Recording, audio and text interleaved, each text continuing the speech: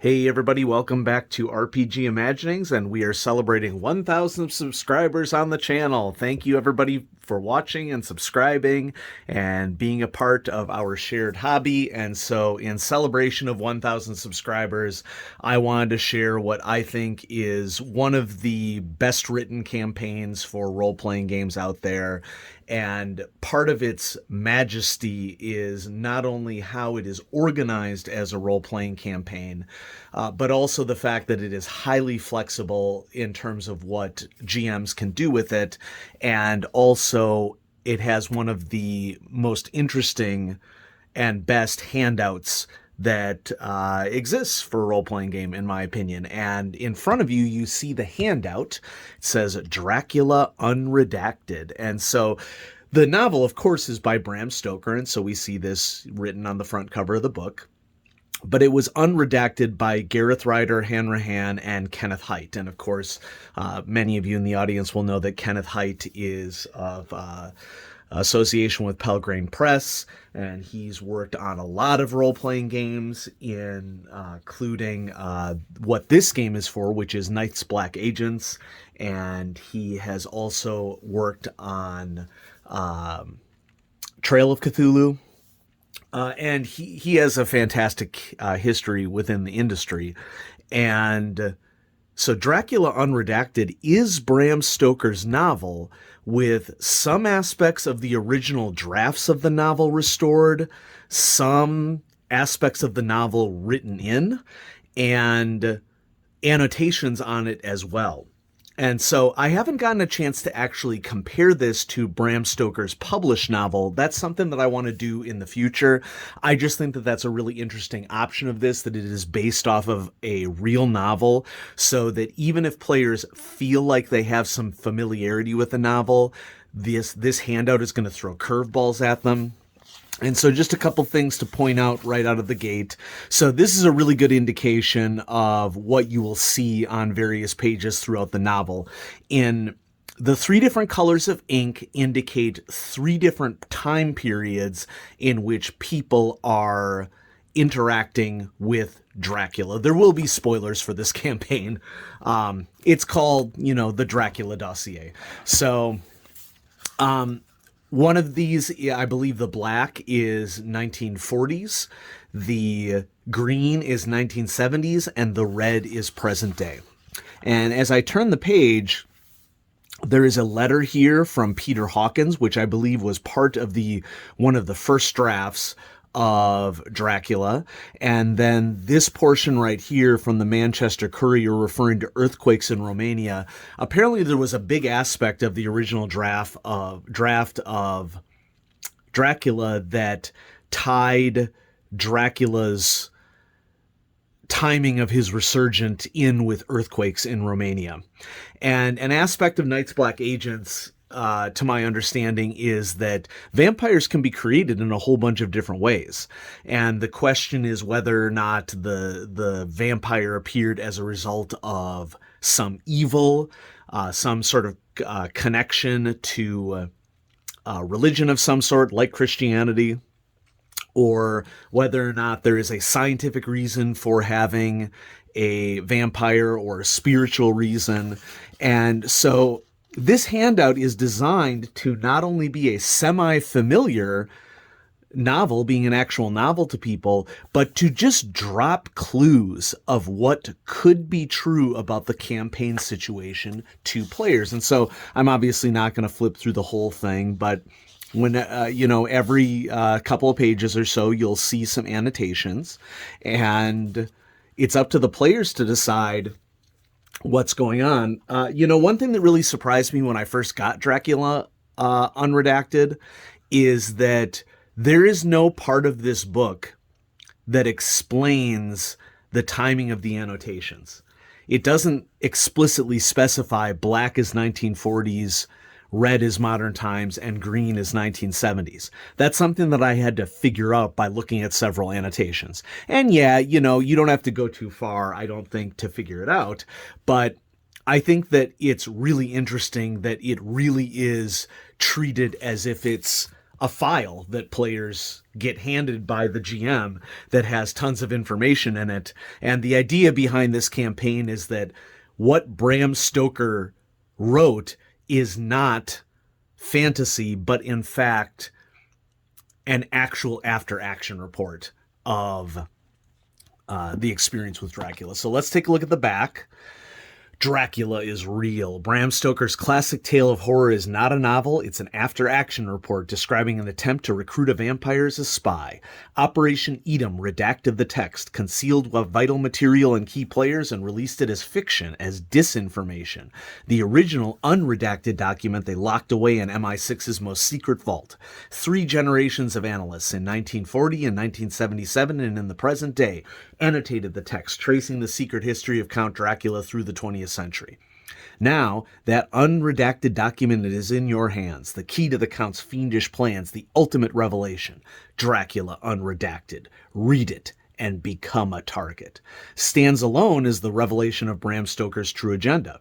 Pairs best with the Dracula Dossier Director's Handbook as a handout for Night's Black agents. And so here we have it, the Dracula Dossier Director's Handbook.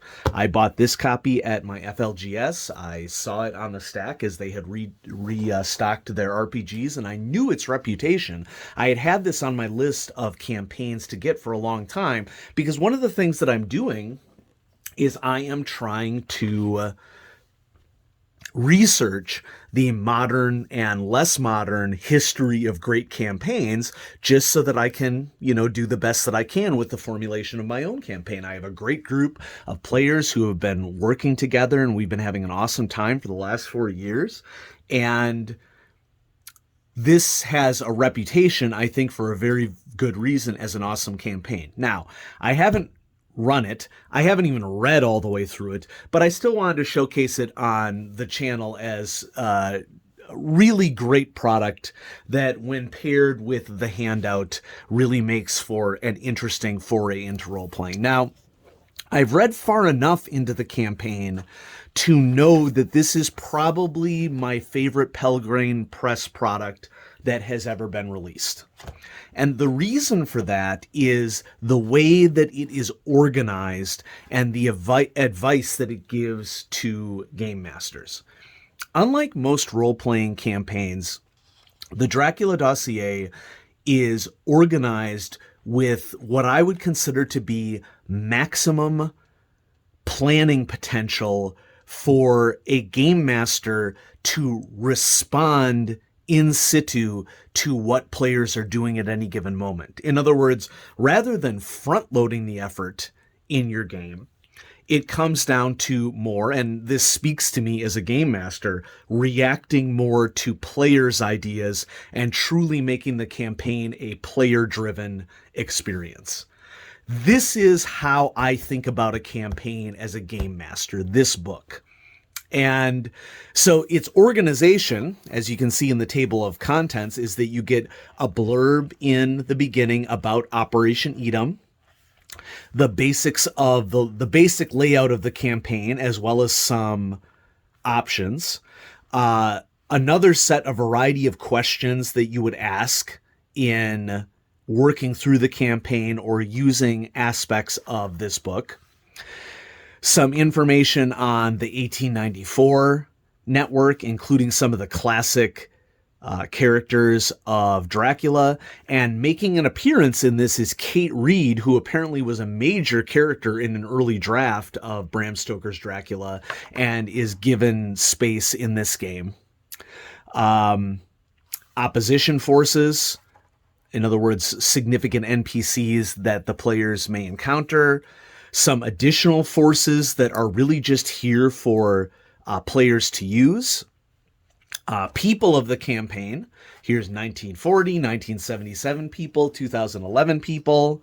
Some various names of different nationalities to be at your fingertips, because this is a potentially world-spanning campaign. Some nodes, in other words, locations that players may decide to go after reading entries within Dracula Unredacted. And so the idea behind these nodes is these are all locations that the game master could flip to and immediately have something to work with for the players. And then some more information about specific locations within Britain as a whole, London, Romania, couple of notes on Argentina, Germany, Hong Kong, Hungary, Iceland, Ireland, Israel, depending upon where players want to go. Italy, Netherlands, Slovakia, Turkey, United States, and some established shots. Some objects for the campaign that refer and link to specific aspects of the mythos of Dracula, as well as Dracula Unredacted. Some spines that players can work off of, since this is a Pelgrane Press game and it's Night Black Agents. I believe that Night's Black Agents uses a variation of Gumshoe. And so a big aspect of Gumshoe is thinking about what sort of, spines, hooks, etc. Are organized for a scenario. I am not a fan of Gumshoe. Sorry, people in the audience. I don't really like to get that organized for a execution of like an individual session. I can see the appeal behind it, but I think that my perspective as a game master from an organizational standpoint is to think about much larger threads than having individual threads within a campaign situation. And then you have some capstones to end off the campaign, some frameworks, information about Bucharest, some sources about Bram Stoker's Dracula and Romania and true crime, and then indices. And so this is really a really rich set of tools for a game master to use as they wish. And that's really what I want to emphasize. By the way, this book has some really nice art, more so than I've seen in a Pelgrane Press product. So, take that for what you will. So yeah, what I really like about this campaign is that the campaign actually pitches this idea as game master more effectively using this method. And it's a methodology that I use as a game master. I want to be highly reactive to my players. I want them to be suggesting things that they think could be cool, and I will drop them in as actual things that happen in the text, or I will put a little twist on them, sometimes in their favor, sometimes neutral, sometimes against them, so they get the satisfaction of seeing their ideas play out in the game, but not always the way that they wanted to. So it's not like they're guessing what's going to happen in the game or anything, but it is definitely helping them to feel more involved in the process and to basically have ownership over what's happening in the game, which, from my perspective, role-playing is truly a collaborative hobby. And in that regard, I think that it is imperative that, one, everybody is contributing to the game, but two, if you have 4 players at your table and 1 game master, the players should be contributing more and having a bigger influence over the game than a game master could. And I think a lot of game masters have difficulty letting go of being in control of something. And I think that for a lot of people, the turning point for them as a game master is just letting go. Just letting go. Okay? You don't have to be in charge for something to be great. You don't have to manage things in order for things to be great.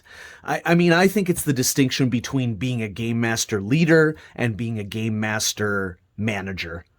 And great game masters, if you're having fun, more power to you. Okay? I would never say that somebody isn't role-playing a right way if they're having fun. But if you aren't having fun, okay, or if being a GM is really stressful for you, the only way you're going to get better is to do things different and to reflect on what's not going right and how you can improve. So the authors refer to this as in an improvisational campaign. I don't think that it needs a specific vocabulary designation. To me, this is how I always run campaigns, regardless of the material that I'm working off of. And so, now as I turn the page here, you can see that it shows some connections, potential connections, I should say, between different layers of a conspiracy surrounding Dracula. This is not set in stone. This is just an example of what might happen.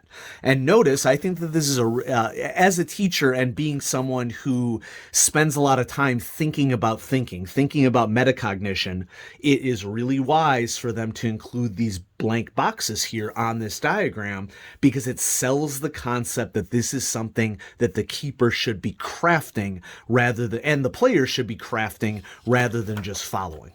Okay? Here's once again another example pyramid with various vampires or situations that are connected to Dracula and his goals. And an Edom pyramid.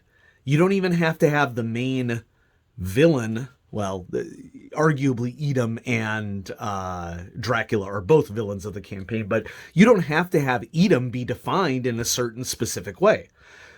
This is really advanced game mastering, in my opinion, is what this comes down to. And if you have a lot of experience working with campaigns and you've learned little tricks and tips that you can use to really help to make players feel involved and to de-stress things for you, this would be a really good campaign for you to study. Now, this is where it's confession time for me. I do not own the core book for Night's Black Agents. Nor do I intend to ever own the core book for Night's Black Agents. The game isn't my jam. I don't have unlimited fun, or I don't have unlimited money, I should say. I'd like to have unlimited fun. I don't have unlimited money. And so Night's Black Agents probably isn't going to be a game that I'm ever going to get into. Okay? I didn't purchase this for Night's Black Agents. I'm not going to use it for Night's Black Agents, and I don't have to use this for Night's Black Agents. Okay, these are story ideas for me. I respect that a lot of people, like this sort of matrixy spy style vampire, sort of trope, and, more power to you. It's not really my jam. It's not something that I'm really interested in role-playing.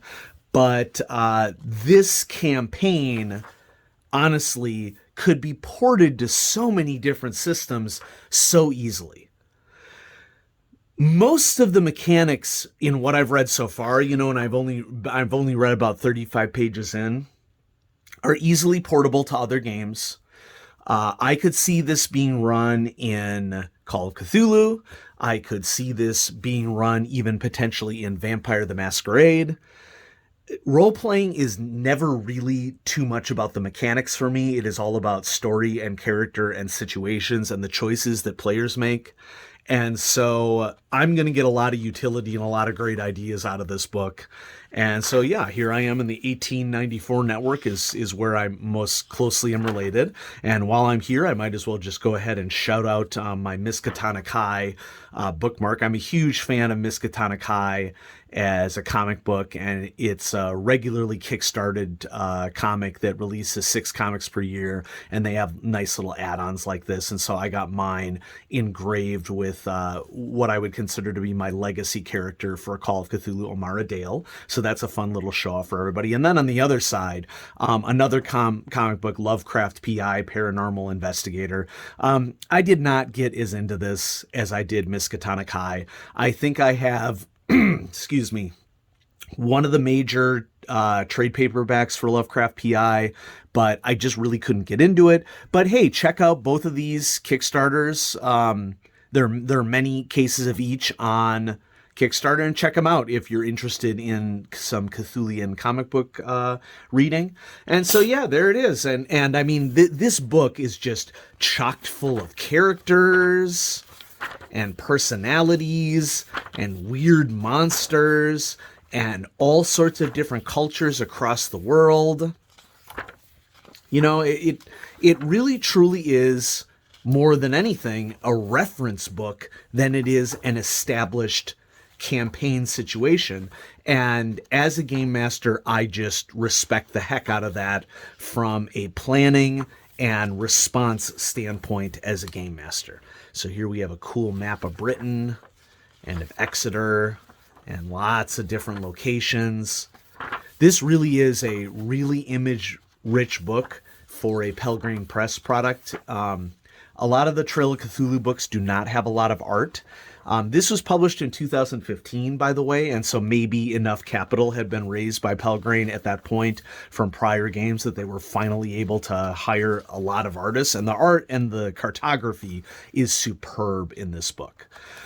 So I haven't run it. I haven't even read it all the way through, but just flipping through it and in what I've read in the 30 or so pages that I've done, and in picking up this copy of Dracula Unredacted, if you're a role-playing game aficionado and you're serious about improving your GM skills and thinking about GMing differently, this needs to be in your collection. I'm really impressed with what I've seen here, and I've read a lot of role-playing stuff, and frequently it impresses me. Sometimes it doesn't, and this is a series of products here that has really impressed me. And so I recommend this to anybody in the audience. Now, we're celebrating 1,000 subscribers here, and so I hope you enjoyed this little overview of the Dracula Dossier campaign for Night's Black Agents. I'll give you a little preview of my next video, which I should be releasing sometime over the course of this week. I got a package in the mail this week, and here's the quest book for the new Hero Quest, and here's the rule book for the next Hero Quest.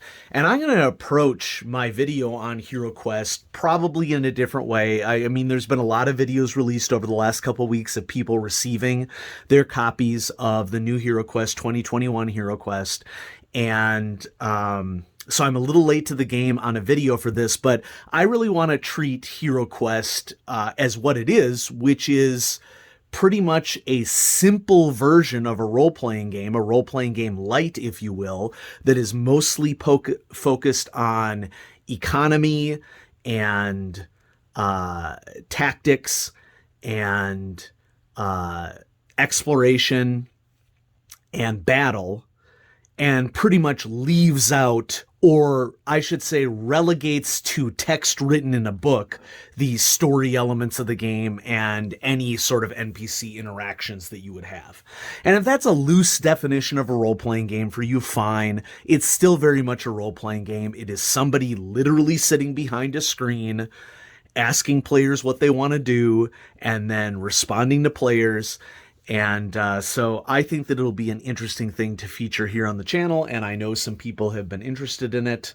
So yeah, there we go. And so thanks everybody for watching. I hope that you enjoyed this overview of Dracula Unredacted and the Dracula Dossier. And thank you so much for 1,000 subscribers. I really appreciate your support.